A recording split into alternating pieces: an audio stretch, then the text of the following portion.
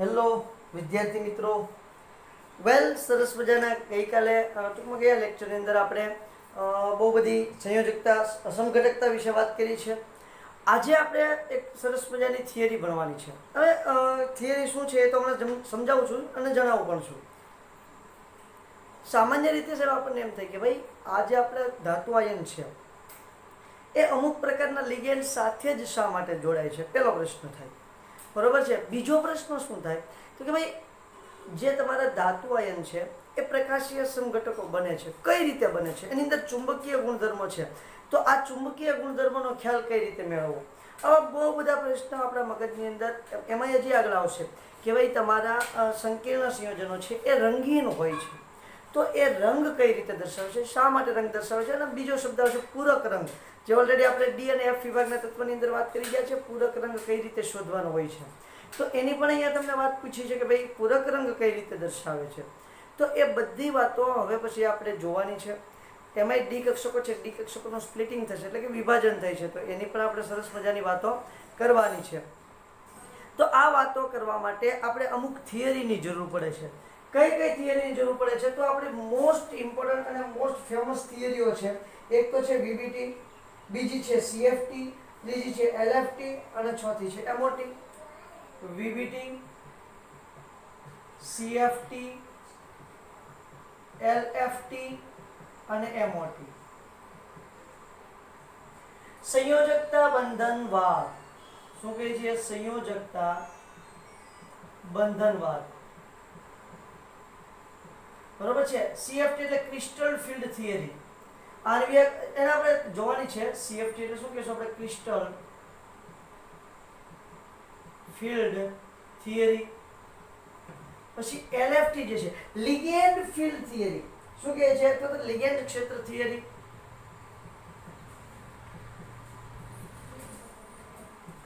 Ligand field મતલબ ક્ષેત્ર. અને છેલ્લો આવે છે એમઓટી, મોલેક્યુલર ઓર્બિટલ થિયરી, આણ્વીય કક્ષકવાદ.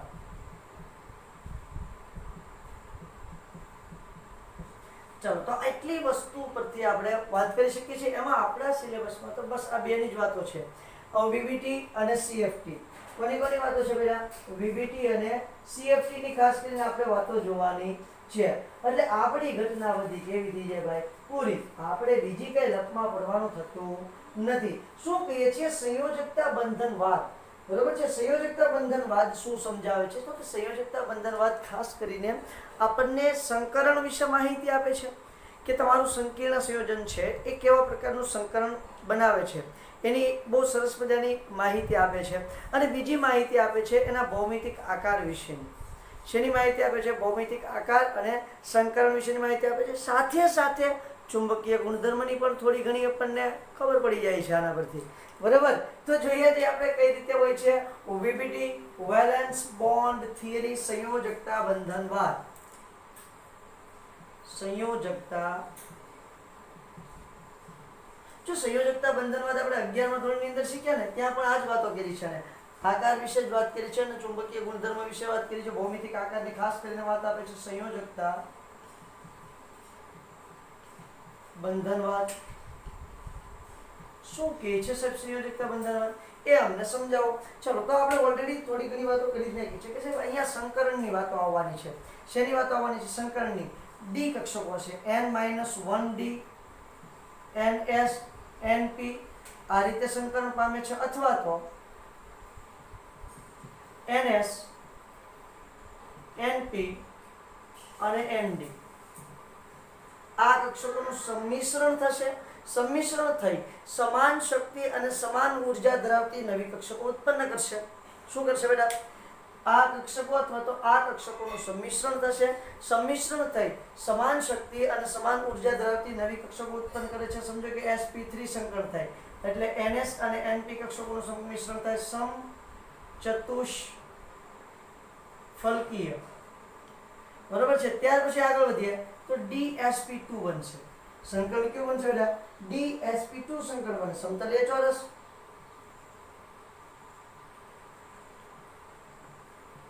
આપણે આ બધા વિશે ઓલરેડી વાતો બહુ બધી વખત કરી દીધી. dsp3 સંકલન બને. બરાબર છે, અથવા તો sp3d સંકરણ મળે, dsp3 અથવા તો sp3d. અહીંયા આપણે sp3d સંકરણ બનવાનું છે. તો એના આ સંકીર્ણ સંયોજનનો આકાર કેવો બનવાનો છે? પહેલા આનો આકાર બનશે ત્રિકોણીય દ્વિપિરામિડ. યાદ કરી જુઓ, ત્રિકોણીય દ્વિપિરામિડલ. બરાબર છે. ત્યાર પછી બે બીજા જોવા મળે છે, sp3d2 અથવા d2sp3. આ રીતે બંને પ્રકારે અષ્ટફલકીય. બેમાંથી કોઈ પણ એક સંકરણ થાય, કાં તો sp3d2 સંકરણ હશે કાં તો d2sp3 સંકરણ હશે. એટલે શું થશે? તો કે અષ્ટફલકીય આકાર તમને જોવા મળશે. આ પ્રકારની આખી ઘટના છે સાહેબ. સીધું એક્ઝામ્પલ થી જ સમજીએ. હું તમને એમ કહું છું કે CONH3 6+3. તમારી ચોપડીનું જ એક્ઝામ્પલ આપું છું બેટા. CONH3 આવું કોઈ સંકીર્ણ સંયોજન છે. હવે એક વસ્તુ કોમન યાદ રાખવાની છે. CO એટલે કે કાર્બોનિલ, CN અને NH3. ખાસ તો આ ત્રણ, મેઇનલી આ ત્રણ છે બેટા. કેવા છે? મેઇન આ ત્રણ તમારા જે સંકીર્ણ ટૂંકમાં લિગેન્ડ જે છે, આ ત્રણ લિગેન્ડ તમારા આપણે જેને કહીએ છીએ ને ઇથિલિન ડાયમાઇન, એનો પણ આમાં સમાવેશ થશે. પણ તમારે ખાસ યાદ રાખવાનું છે કે આ સંકીર્ણ સંયોજનો પ્રબળ છે બેટા. પછી જો આમાં અપવાદ બહુ બધા છે, અહીંયા બહુ બધા અપવાદ છે, એની આપણે વાતો પછી કરવાની છે. પહેલા આ ત્રણ એટલા છે ને, એ કોમન છે, મેઇન છે. કઈ રીતે અપવાદ પ્રમાણે ફેરફાર કરવાનો છે ને, એ હું તમને પછી સમજાવતો જઈશ. પહેલા એટલું યાદ રાખવાનું છે, આ પ્રકારે જ્યારે કોઈ લિગેન્ડ આવેલા હોય, આમાંનું કોઈ પણ લિગેન્ડ આવેલું હોય, ત્યારે ઇલેક્ટ્રોનની પુનઃ ગોઠવણી થાય છે.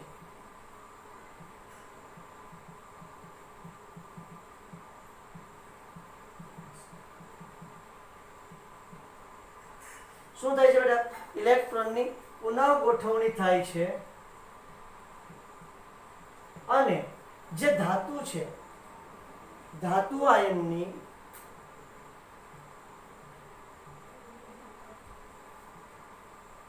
ખાલી કક્ષકો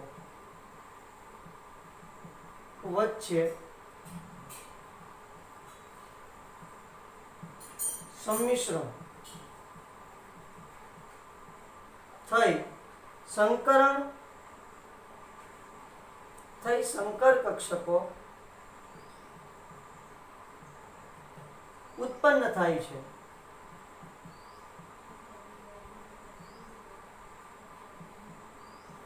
શું ઉત્પન્ન થાય છે બેટા? સંકર કક્ષકો ઉત્પન્ન થાય છે. અને તમારા જે લિગેન્ડમાંથી ઇલેક્ટ્રોન યુગ્મનું દાન થશે, એ સંકર કક્ષકની અંદર ઇલેક્ટ્રોન સમાઈ જશે.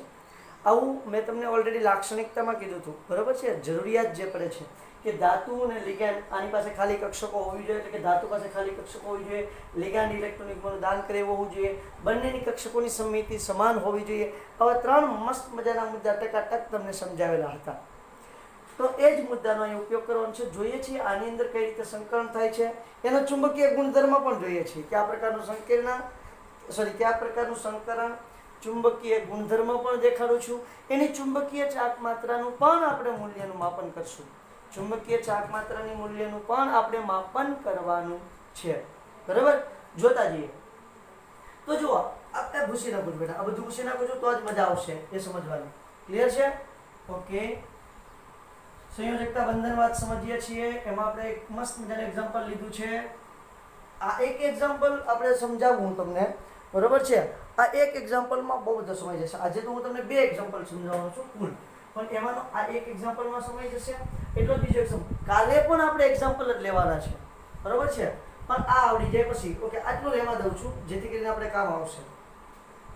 તો શું છે આપણી પાસે? સંકીર્ણ સંયોજન આવું છે. CONH3 લિગેન્ડ કેવું છે બેટા? પ્રબળ લિગેન્ડ છે. કેવું લિગેન્ડ છે? પ્રબળ. ઇલેક્ટ્રોનની પુનઃ ગોઠવણી થશે. ઓકે, ખાસ ધ્યાન આપવાનું છે કઈ રીતે કરું છું તે. હવે કોબાલ્ટ છે, કોબાલ્ટનો પરમાણુ ક્રમાંક કેટલો થશે બેટા 27. હવે એની ઇલેક્ટ્રોન રચના લખવા જાઓ તો આર્ગોન કોર 3d7 4s2 આવી એની ઇલેક્ટ્રોન રચના થશે. હવે એને હું છે ને ચિતારના સ્વરૂપમાં લખો, આને પણ ચિતાર જ કહેવાય બેટા. તો શું થશે 1 2 3 4 5 6 7 આ રીતે થશે તમારી 3d7. હા સાહેબ. 4s2 કઈ રીતે થશે તો અહીંયા થશે 4s2. હવે 4p કક્ષક કેવી છે ખાલી હશે, 4d પણ કેવી હશે ખાલી હશે. હવે એક વસ્તુ વિચારી લ્યો કે અહીંયા કેટલા લિગેન્ડ જોડાયેલા છે 6 લિગેન્ડ જોડાયેલા છે, એટલે બેમાંથી એક જ સંકરણ હશે. કા સંકરણ sp3d2 હશે અને કા સંકરણ d2sp3 હશે. બેમાંથી એક જ સંકરણ હશે ને હશે, કમ્પલસરી ફરજિયાત બેમાંથી એક સંકરણ હશે. કારણ કે કેટલા લિગેન્ડ જોડાયેલા છે 6 લિગેન્ડ જોડાયેલા છે, એટલે કા સંકરણ sp3d2 હોવું જોઈએ અને કા સંકરણ d2sp3 હોવું જોઈએ. ઓકે.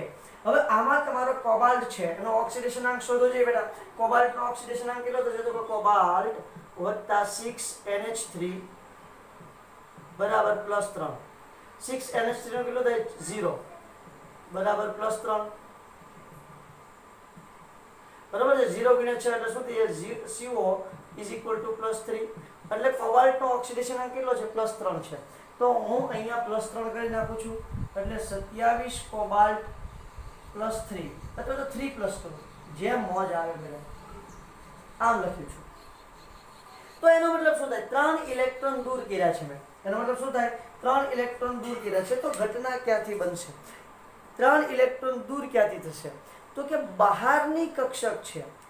આ 4s કેવી છે બેટા બહારની કક્ષક છે. જો બહારની કક્ષકમાંથી ઇલેક્ટ્રોન પહેલા દૂર થશે અને પછી તમારો ઇલેક્ટ્રોન દૂર થશે છેલ્લે જે દાખલ થયો હોય તે, એટલે આ ઇલેક્ટ્રોન દૂર થશે. એટલે ઇલેક્ટ્રોન રચના આવી બની જશે આર્ગોન 3d6 4s0 આવું બનશે. ઓકે. એટલે અહીંયા ચિતારના સ્વરૂપમાં ઇલેક્ટ્રોન રચના દોરું બેટા. તો જો 1 2 3 4 એટલે કેટલા આવશે 1 2 3 4 5 અને 6 આવી રીતે થઈ ગયું. 4s ખાલી, પછી 4p પણ શું છે ખાલી. હવે અહીંયા ક્યુ લિગેન્ડ દાખલ થવાનું છે NH3 કેવું લિગેન્ડ છે પ્રબળ લિગેન્ડ છે. દેખાય છે પ્રબળ લિગેન્ડમાં સાહેબ? હા દેખાય છે. તો એ શું કરશે તો કે તમારી જે આ ડી કક્ષકના ઇલેક્ટ્રોન છે એની પુનઃ ગોઠવણી કરશે. મતલબ કે આ જે ઇલેક્ટ્રોન છે એ અહીંયા આવી જશે અને આ જે ઇલેક્ટ્રોન છે અહીંયા આવીને યુગ્મ બનાવી લેશે. શું બનાવી લેશે યુગ્મ. એટલે આવું બની જશે 1 2 3 4 5 6 આ બે કક્ષકો શું કરી દેશે ખાલી કરી દેશે. કેમ આવું કર્યું એને એટલા માટે આવું કર્યું છે બેટા કે લિગેન્ડ કેવું છે પ્રબળ છે. એ હું તમને CFT માં આની સમજૂતી આવું શા માટે કરે છે ને એની સમજૂતી પછી CFT માં છે. બરાબર છે. તો અહીંયા શું થશે યુગ્મીકરણ થાય છે. શું થાય છે લિગેન્ડ દાખલ થવાનું છે એટલા માટે તમારા ધાતુ આયનના ઇલેક્ટ્રોનનું યુગ્મીકરણ થાય છે. ઓકે. યુગ્મીકરણ થઈ ગયું. હવે શું થશે તો કે જુઓ આ D પ્રકારની 2 S પ્રકારની 1 અને P પ્રકારની 3 અને ટોટલ કેટલી કક્ષકો થઈ 6 કક્ષકો થઈ. અહીંથી કેટલા ઇલેક્ટ્રોન યુગ્મ આવવાના છે 6 ઇલેક્ટ્રોન યુગ્મ આવવાના છે. તો એ 6 જગ્યાએ સમાઈ જશે બેટા. આ રીતે સમાશે. કોણ મોકલે છે NH3 NH3 NH3 NH3 NH3 અને NH3 આ ઇલેક્ટ્રોન જ છે પણ આની કરતા અલગ રીતે દેખાય ને એટલા માટે મેં ક્રોસ થી દર્શાવ્યા છે.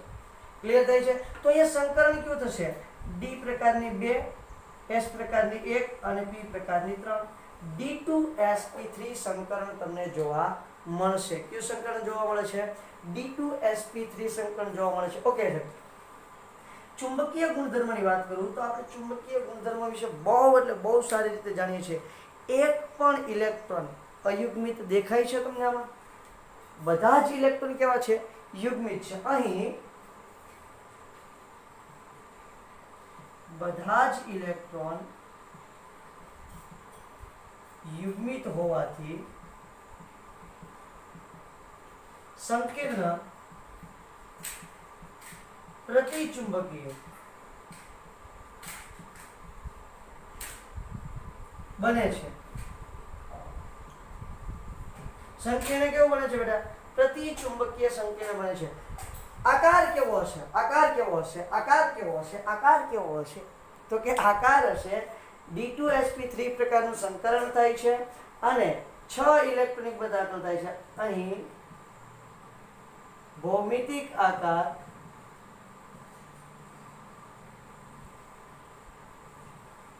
અષ્ટફલકીય હોય છે.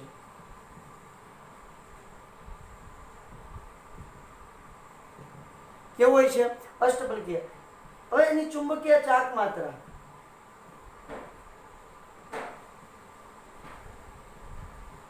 ચુંબકીય ચાક માત્રા બરાબર શું થઈ જશે? ચુંબકીય ચાક માત્રા μ = 0.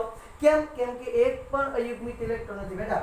એક પણ અયુગ્મિત ઇલેક્ટ્રોન નથી એટલા માટે એને શું કહેશું ભઈલા? તો કે એને કહેશું આપણે સરસ મજાનું μ = 0. હવે જો મોસ્ટ ઇમ્પોર્ટન્ટ આવે છે, એને આંતરિક કક્ષકીય શું કહે છે ને? આંતરિક કક્ષકીય અથવા નીચું ભ્રમણ અથવા ભ્રમણ યુગ્મિત સંકીર્ણ કહેવામાં આવે. તેને શા માટે એવું કહે છે હું સમજાવું છું. તેને આંતરિક કક્ષકીય અથવા શું કહેવાય તેને? આંતરિક કક્ષકીય અથવા નીચું ભ્રમણ અથવા ભ્રમણ યુગ્મિત અથવા નીચું ભ્રમણ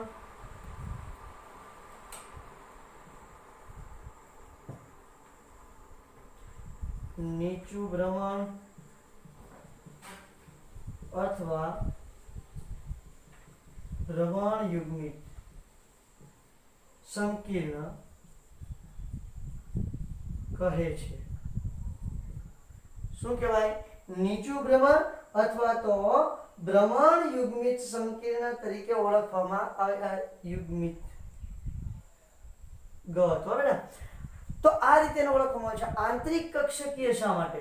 તો જુઓ અહીંયા કઈ ડી કક્ષકે ભાગ લીધો છે? અંદરની ડી કક્ષકે ભાગ લીધો છે.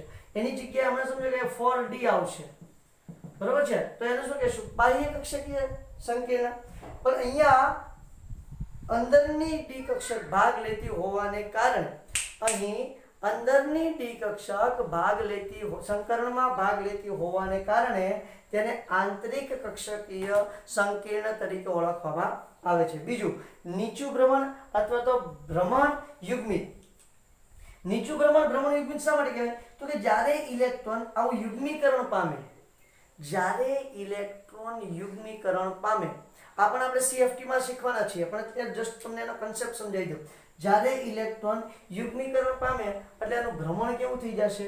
નીચું મળશે. બીજું, યુગ્મીકરણ પામ્યું છે એટલે ભ્રમણ યુગ્મિત થઈ ગયું. એને શું કહેશું? ભ્રમણ યુગ્મિત તરીકે ઓળખવામાં આવે છે. એક તો અંદરની ડી કક્ષક સંકરણમાં ભાગ લે છે એટલે એને આંતરિક કક્ષકીય. બીજું, યુગ્મીકરણ પામે એટલે એને નીચું ભ્રમણ હોય અને એને ભ્રમણ યુગ્મિત તરીકે ઓળખવામાં આવે છે. વાત કરી છે CONH3 CONH3 ની વાત થઈ છે બેટા. હવે હું તમને બીજું એક્ઝામ્પલ આપું છું. આનો જ મોટો ભાઈ છે. આનો તમારે પોઈન્ટ નોટ કરવા હોય તો સ્ક્રીનશોટ લઈ લો બેટા, એટલે તમને વધારે આઈડિયા આવશે. હવે જો બેટા બીજું એક એક્ઝામ્પલ આપું છું કે દરેક વખતે આ જે લિગેન્ડ છે એ તમારા જે ધાતુના ઇલેક્ટ્રોન છે એનું યુગ્મીકરણ કરી જ શકે એવું દર વખતે પોસિબલ હોતું નથી. એક એક્ઝામ્પલ આપું છું, તમે જોશો એટલે તમને આપોઆપ ખ્યાલ આવી જશે. સમજો કે Cr NH36 +3 છે. આ રીતે છે Cr NH36 +3, બરોબર છે? હવે આને તમે જોવા જશો તો આખી ઘટના કઈ રીતે બનશે એ આપણે જરાક નોટ કરીએ. તો અહીંયા Cr છે. Cr નો પરમાણુ ક્રમાંક છે 24 છે એટલે ઇલેક્ટ્રોન રચના થશે આર્ગોન કોર 3d5 4s1, બરોબર? આવી એની ઇલેક્ટ્રોન રચના થશે બેટા. 1 2 3 4 1 2 3 4 ને 5 અને એક s કક્ષકની અંદર હશે 5. રેડી? હવે જો અહીંયા શું થશે તો કે અહીંયા જે 4p કક્ષક છે એ કેવી હશે? ખાલી હશે. ફોર ડી કક્ષક પણ કેવી હશે? ખાલી હશે. હવે અહીંયા શું બીજી ઘટના શું બનવાની છે ધ્યાન આપજો કે ફોર પી અને ફોર ડી કક્ષક તો અહીંયા ખાલી હશે ને હશે, પણ લિગેન્ડ કેટલા છે? 6 લિગેન્ડ છે. 6 લિગેન્ડ છે એટલે કાં તો D2sp3 સંકરણ થવું જોઈએ અને કાં તો પછી sp3D2 સંકરણ થવું જોઈએ બેટા. બેમાંથી એક જ સંકરણ પોસિબલ છે, એકય બીજું સંકરણ શક્ય છે નહીં. તો હવે શું થાય ધ્યાન આપજો. હવે Cr24 Cr અહીંયાનો એમોનિયા છે એનો પરમાણુ એનો ઓક્સિડેશન આંક 0 છે અને 6 વખત એટલે 0 થઈ ગયો એટલે Cr નો ઓક્સિડેશન આંક કેટલો થશે? +3. એટલે આર્ગોન કોર અહીંયા થઈ જશે 3d3 કારણ 1 2 ને 3 ઇલેક્ટ્રોન નીકળી જશે એટલે 3d3 4s0 આવું બની જશે. 3d3 4s0 બની જશે. તો એની આપણે આણ્વિય કક્ષક ચિતાર દોરું છું. આ પરમાણ્વીય કક્ષક ચિતાર છે 1 2 ને 3 ક્લિયર થાય છે? ઓકે. પછી 4s કક્ષક કેવી છે બેટા? ખાલી છે. 4p કક્ષક પણ કેવી છે? ખાલી છે. તો અહીંયા તમારું જ્યારે Cr હોય, જ્યારે d કક્ષકની અંદર અહીંયા કેટલા ઇલેક્ટ્રોન છે? 3 ઇલેક્ટ્રોન છે બેટા. d કક્ષકની અંદર 3 ઇલેક્ટ્રોન હોય એટલે એનું યુગ્મીકરણ શક્ય થશે નહીં. યુગ્મીકરણ શક્ય થશે નહીં. મગજમાં ઉતારી લેજો બેટા, સ્ક્રૂ મારીને ફિટ કરી દેજો. અહીંયા યુગ્મીકરણ નહીં થાય કારણ કે ઓલરેડી 2 d કક્ષક ખાલી છે. એટલે આની અંદર તમે જ્યારે સંકરણ કરો એટલે બનાવશો Cr NH36 +3 સંયોજન બનાવો છો એટલે શું બને છે ઘટના ધ્યાન આપજો. આ ડી કક્ષકની 3 તો અર્ધપૂર્ણ ભરેલી છે, અહીંયા યુગ્મીકરણ થવાનું નથી. હવે ડી પ્રકારની 2, એસ પ્રકારની 1 અને પી પ્રકારની 3 આ કક્ષકો ભેગી થાય અને D2sp3 સંકરણ બનાવે છે. કયું સંકરણ બનાવે છે? D2sp3 સંકરણ બનાવે છે. આ તમારી 3D જ છે, બરોબર છે? આ 3D જ છે. અહીંયા ડી પ્રકારની 2, એસ પ્રકારની 1 અને પી પ્રકારની 3 કક્ષકો ભેગી થઈ અને 6 ટોટલ 6 D2sp3 સંકર કક્ષકો ઉત્પન્ન કરે છે. એની અંદર તમારા એમોનિયાના આવતા ઇલેક્ટ્રોન યુગ્મ સમાવવાના છે. એમોનિયામાંથી આવતા ઇલેક્ટ્રોન યુગ્મ એમાં દાખલ થશે. ક્લિયર થાય છે કે વાત બેટા?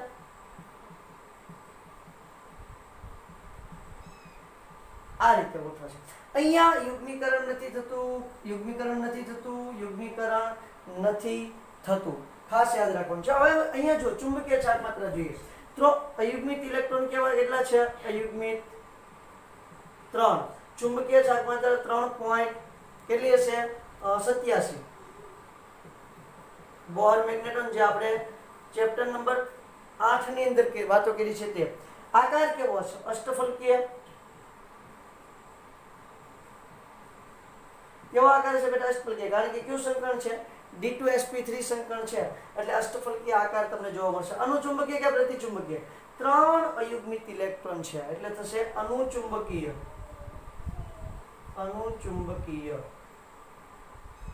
કેવું થશે બેટા? અનુચુંબકીય. આ છે તમારું આખું સરસ મજાનું CrNH36+3 નું.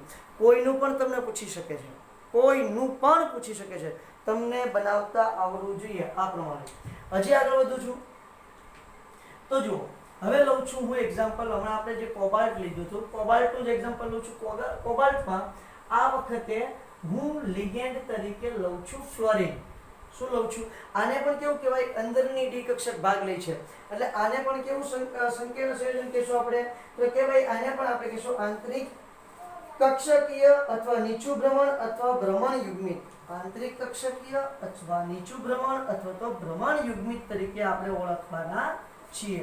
થોડી બુદ્ધિ ચલાવવાની છે બેટા, થોડીક જ બુદ્ધિનો ઉપયોગ કરવાનો છે એટલે તમારું કામ બની જવાનું છે. અહીંયા લઈ લઉં છું હું COF6 અથવા તો COCl6 પણ ચાલશે.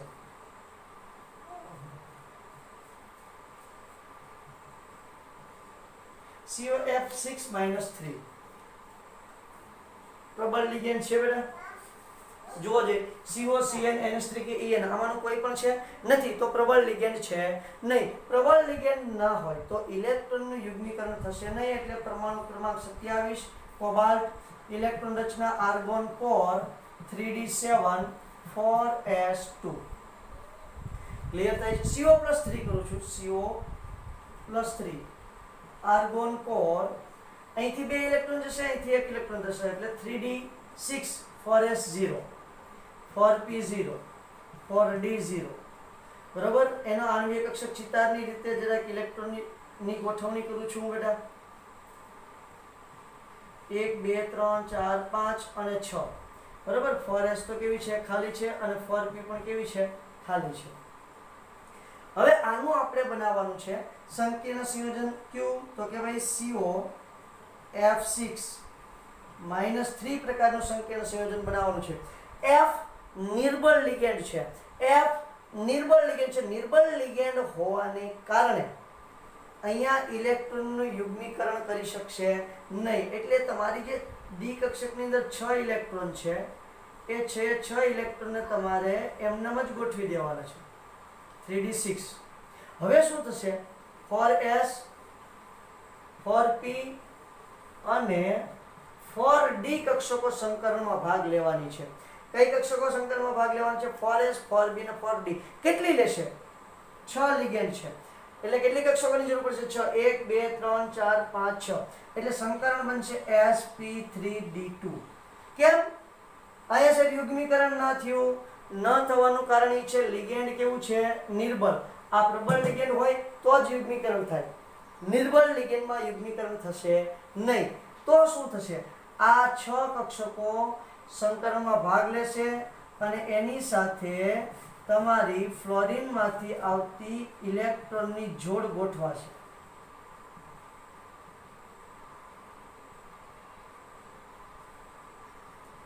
નિર્બળ લિગેન્ડ હોય એટલે યુગ્મીકરણ થશે નહીં. પ્રબળ લિગેન્ડ હોય એટલે યુગ્મીકરણ થશે. કેમ એવું થાય છે એનું કારણ મારી પાસે છે એ હું તમને CFT theory crystal field theory જ્યારે સમજાવીશ ને ત્યારે કહીશ કેવું શા માટે થાય છે બરાબર.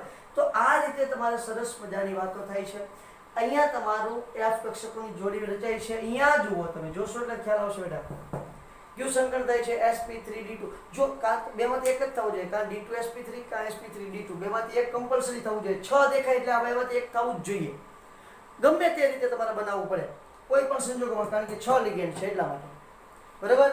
ચલો આ રીતે ગોઠવણ થઈ. હવે એના ભૌમિતિક આકાર વિશે વાત કરીએ તો ભૌમિતિક આકાર વિશે વાત કરવાની કોઈ પ્રશ્ન જ નથી. કેમ સાહેબ? કારણ કે ભૌમિતિક આકાર કયો થશે તો કે અહીંયા તમે જોવા જશો એટલે તમારું કેવું સંકીર્ણ છે તો કે sp3d2 સંકરણ ધરાવતું સંકીર્ણ છે એટલે ભૌમિતિક આકાર હશે અષ્ટફલકીય. કેવો ભૌમિતિક આકાર હશે? અષ્ટફલકીય. વાત આવે છે ચુંબકીય ગુણધર્મની. ચુંબકીય ગુણધર્મ તો ચુંબકીય ગુણધર્મમાં શું થશે? 4 અયુગ્મિક ઇલેક્ટ્રોન છે અનુચુંબકીય.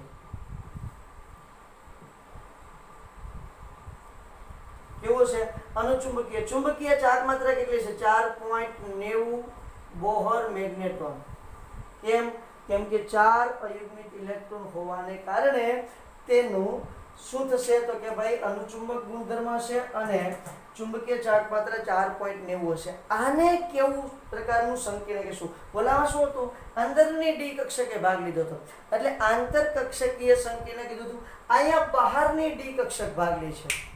શું નામ થઈ જશે? હવે મારે કેવું ના પડવું જોઈએ, આમાં જ ખબર પડી જોઈએ. બાહ્ય કક્ષકીય અથવા ઊંચું ભ્રમણ અથવા તો ભ્રમણ મુક્ત સંકીર્ણ. ઓલું કેવું હતું? ભ્રમણ યુગ્મિત હતું. અહીંયા ભ્રમણ મુક્ત સંકીર્ણ. શું થાય? બાહ્ય કક્ષકીય અથવા ઊંચું ભ્રમણ. અને ઊંચું ભ્રમણ શા માટે હોય એ પણ આપણે ક્રિસ્ટલ ફિલ્ડમાં વાત કરવાની છે બેટા. બાહ્ય કક્ષકીય અથવા ઊંચું ભ્રમણ અથવા ભ્રમણ મુક્ત અથવા